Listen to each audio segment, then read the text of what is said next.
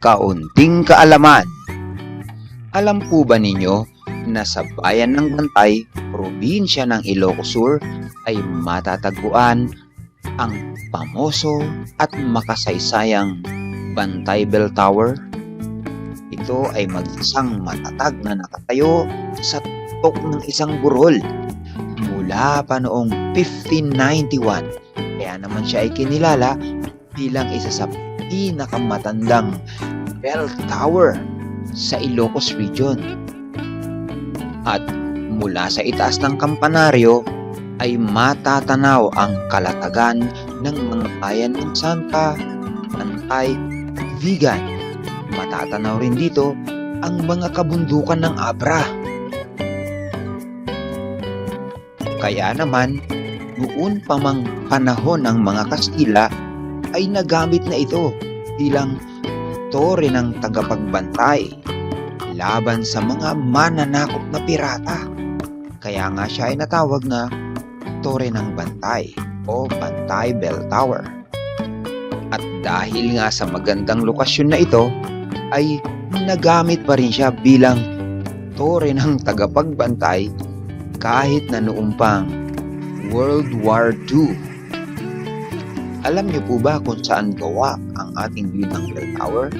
Bukod sa mga bato at bricks, ito po ay gawa mula sa mga shells at tubo. Ipinoproseso ang mga bagasong hibla ng tubo hanggang sa ang mga ito ay maging pulbos. At ganon din naman sa iba't ibang mga uri ng mga pinaggamitang shells.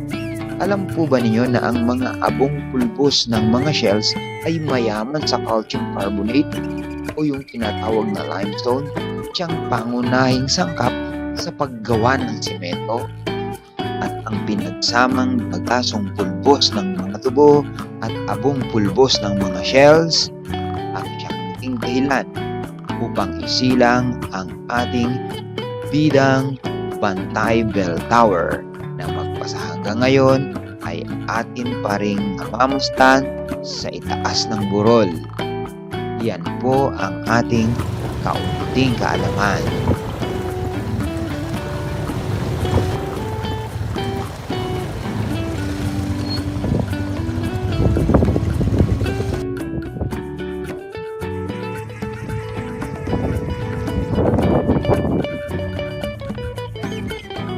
Nalaw na yung papanat ni Sir Robert Canyamin. May kalsada dito yan. Sana po ay nagustuhan ninyo ang video at sana rin po ay may naidagdag akong kaunting kaalaman na naman sa inyo. Huwag po sanang kalimutang i-click yung subscribe button, yung bell at pag-like. Hanggang sa muli po para sa mas marami pang makabuluhang videos. Bye-bye!